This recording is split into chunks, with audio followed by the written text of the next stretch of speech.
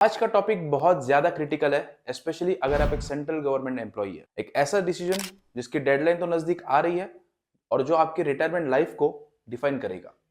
मैं बात कर रहा हूं यूपीएस वर्सेस एनपीएस की। पहले इस डिसीजन को लेने के लिए 30 जून तक का समय दिया गया था, लेकिन अब सरकार ने इसकी डेट एक्सटेंड कर दी है 3 महीनों के लिए, यानी कि अब आपके पास 30 सितंबर 2025 तक का समय है अपना डिसीजन लेने के लिए। 30 सितंबर 2025 तक आपको चुनना पड़ेगा कि क्या आप न्यू पेंशन स्कीम में रहना चाहते हो या फिर यूनिफाइड पेंशन स्कीम यानी कि यूपीएस में स्विच करना चाहते हो। आपको यहाँ पर एक चीज बता दूं कि अधूरी इंफॉर्मेशन के साथ निर्णय लेना ना बहुत भारी पड़ सकता है। मैंने काफी सारी वीडियोस देखी, काफी सारे वीडियोस में गलत इंफॉर्मेशन भी दी है और काफियों ने तो पूरी बात बताई भी नहीं है। तो आज की इस वीडियो में मैं कोशिश करूंगा कि मैं डीप जा सकूं इस टॉपिक पर और आपको पूरी जानकारी दे सकूं। तो वीडियो को आखिर तक जरूर देखिए और मेरी कोशिश रहेगी कि ये वीडियो देखने के बाद आपको दूसरी वीडियो देखने की जरूरत ना पड़े।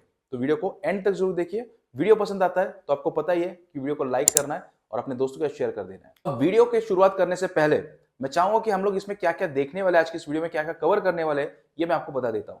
तो सबसे पहले तो हम लोग एनपीएस को एक गवर्नमेंट एम्प्लॉय के नजरिए से समझेंगे। जो नए चैलेंजर है यूपीएस, इसको हम लोग डिकोड करेंगे, क्या इसकी सच्चाई है। तो क्या आपको गारंटीड मंथली 10,000 की पेंशन मिलेगी, इस मिथ को भी हम लोग बर्स्ट करेंगे। इसी के साथ साथ दोनों स्कीम्स की side by side no nonsense comparison भी करेंगे और अंत में मैं आपको एक थंब रूल भी दूंगा जिससे आपको ये पता लगेगा कि इन दोनों में से क्या चुनना है।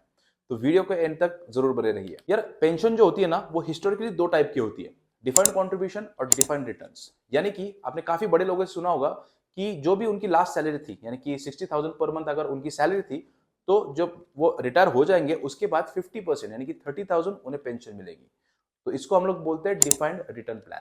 के अंदर आपका जो रिटर्न है वो डिफाइंड है। एनपीएस एक डिफाइंड कंट्रीब्यूशन प्लान है, यानी कि आप जितना कंट्रीब्यूट करेंगे सरकार भी उतना कंट्रीब्यूट करेगी और आपकी जो यहाँ पर जो आपकी पेंशन रहेगी वो फिक्स नहीं होगी, गारंटीड नहीं होगी उसकी अमाउंट।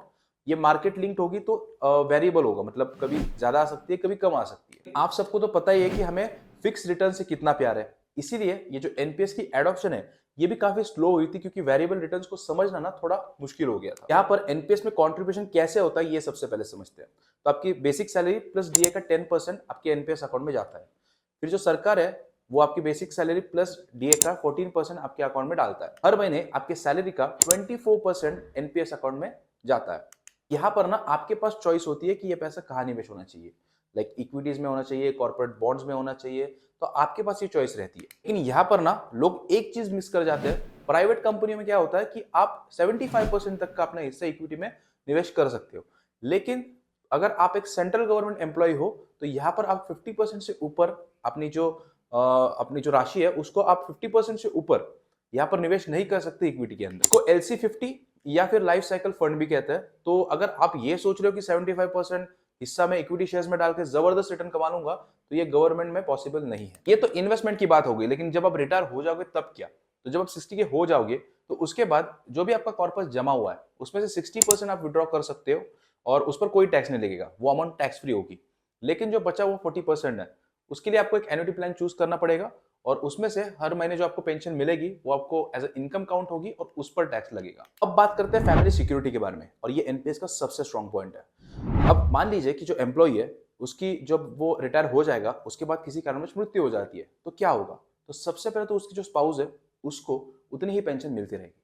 अब स्पाउस के डेथ के बाद भी जो आपके बच्चे हैं या फिर जो भी नॉमिनी है उनको 40% जो आपने एन्युटी खरीदने में पैसा लगाया था, जो कॉर्पस लगाया था, वो पूरा का पूरा वैसे ही मिल जाएगा।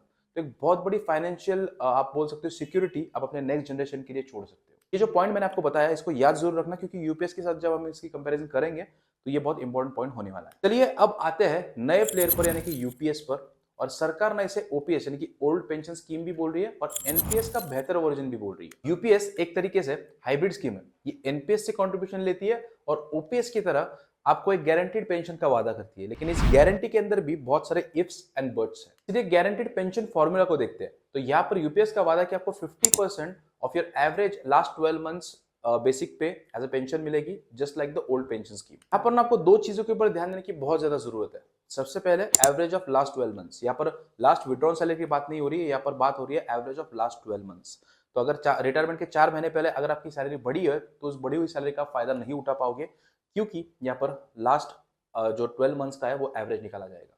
दूसरी यहाँ पर बात हो रही है क्वालिफाइंग सर्विस की, 50% की ये पेंशन पाने के लिए आपको 25 ईयर्स की इनको जो क्वालिफाइंग सर्विस का क्राइटेरिया है वो कंप्लीट करना ही पड़ेगा। नहीं करोगे तो फिर प्रोपोर्शनली आपकी जो पेंशन है वो कम हो सकती है। बात करते हैं कंट्रीब्यूशन पार्ट की। अब एनपीएस में क्या होता है कि आपकी बेसिक सैलरी प्लस डीए का 10% आपकी तरफ से एनपीएस में जाता है। फिर सरकार आपकी बेसिक सैलरी का जो भी आपकी बेसिक सैलरी है प्लस 14% एनपीएस में डालती है। इस तरीके से आपके बेसिक सैलरी का 24% एनपीएस में जाता है। यूपीएस में क्या होगा, यूपीएस में आपका कंट्रीब्यूशन तो सेम रहेगा, लेकिन यहाँ पर जो सरकार 14% दे रही थी, यहाँ पर सरकार 18.5% कंट्रीब्यूट करेगी। लेकिन इसमें कैच है, सिर्फ 10% आपके इंडिविजुअल जो अकाउंट है उसके अंदर जाएगा, 8.5% जाएगा कॉमन पूल फंड में, और ये जो पैसा है ये आपके पर्सनल अकाउंट का हिस्सा नहीं बनेगा। तो मतलब ये है कि एनपीएस की तुलना में यूपीएस में आपके जो अकाउंट में पैसा जाएगा वो बहुत कम जाएगा। लाइक 14% जा रहा था एनपीएस के केस में, यूपीएस के केस में 10% ही जाएगा।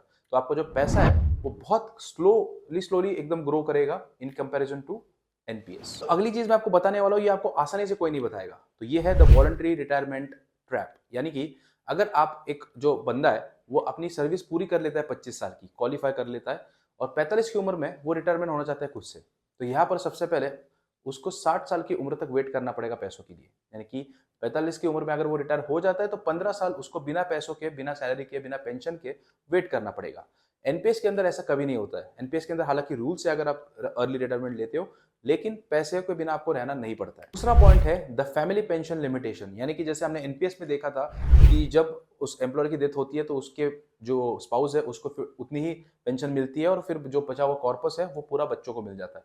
यूपीएस में ऐसा नहीं है। यूपीएस में आपके स्पाउस को सिर्फ 60% पेंशन मिलेगी जो आपको मिल रही थी, और उसके बाद जो पूरा कॉर्पस है वो बच्चों को नहीं मिलेगा। आपकी जो पेंशन है वो वही खत्म हो जाएगी। बहुत बड़ा डाउन साइड है यूपीएस का।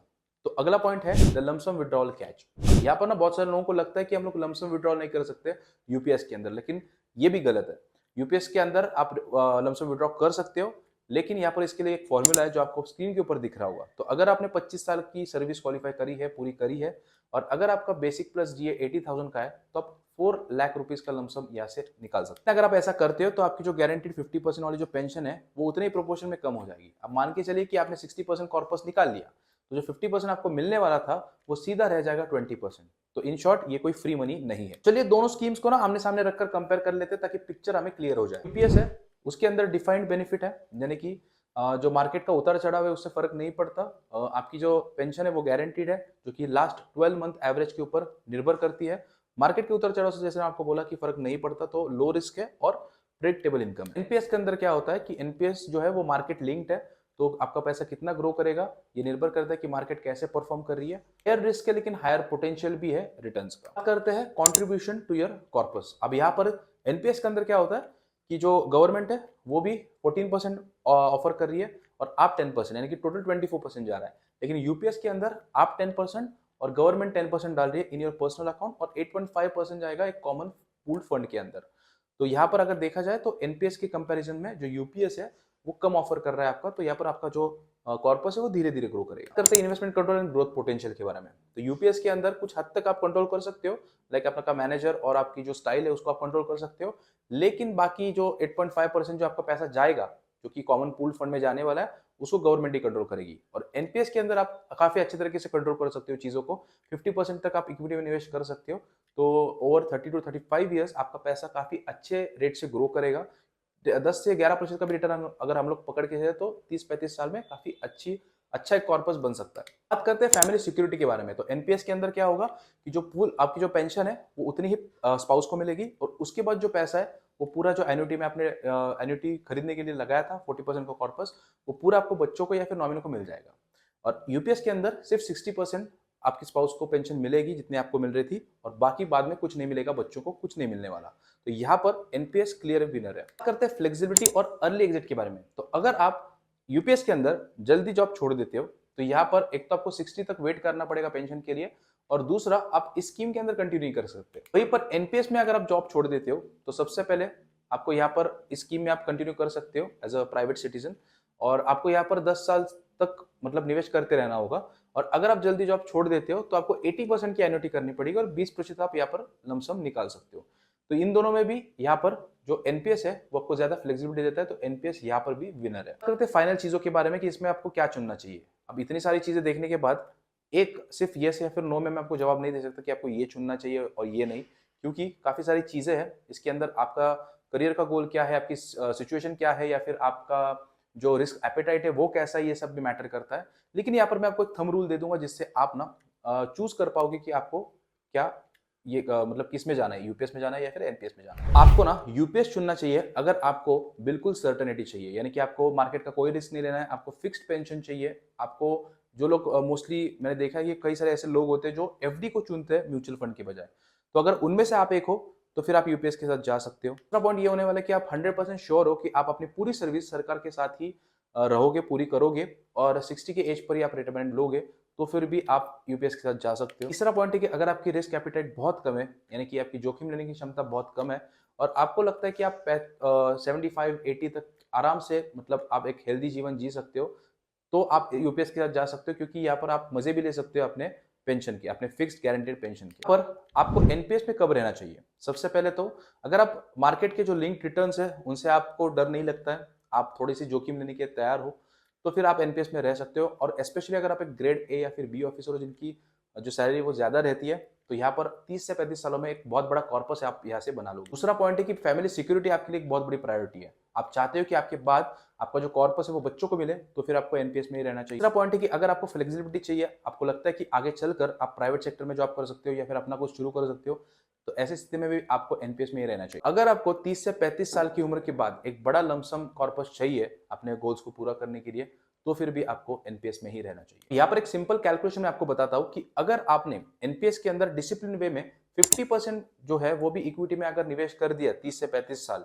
तो उसके बाद 60% लमसम लेने के बाद भी जो 40% बचेगा, और उससे जो आपको पेंशन मिलेगी वो भी यूपीएस से गारंटीड जो पेंशन आपको मिलने वाली है उसकी या तो करीब होगी या फिर उससे भी ज्यादा होगी, और इसके साथ साथ आपको 60% लमसम भी मिलेगा। तो for most of the people जिनका एक लंबा करियर है, मैं चाहूंगा कि आप एनपीएस के अंदर ही रहिए, क्योंकि ये बहुत सही चॉइस है, क्योंकि बाद में आपको आपके बच्चों को भी कॉर्पस मिलेगा, आपके जो स्पाउस है उनको भी फुल पेंशन मिलेगी, तो काफी सारे बेनिफिट्स है एनपीएस के अंदर। तो ये था पूरा कंपैरिजन एनपीएस वर्सेस यूपीएस का, पूरा पोस्टमार्टम हमने कर दिया। और मैं चाहता हूँ कि ये एक इरिवर्सिबल डिसीजन है, यानी कि आपने एक बार चुन लिया तो आप दोबारा इसको स्विच नहीं कर सकते। तो सोच समझ के डिसीजन लेना चाहिए, तो इस वीडियो को दोबारा देखना, लेकिन निर्णय सही लेना।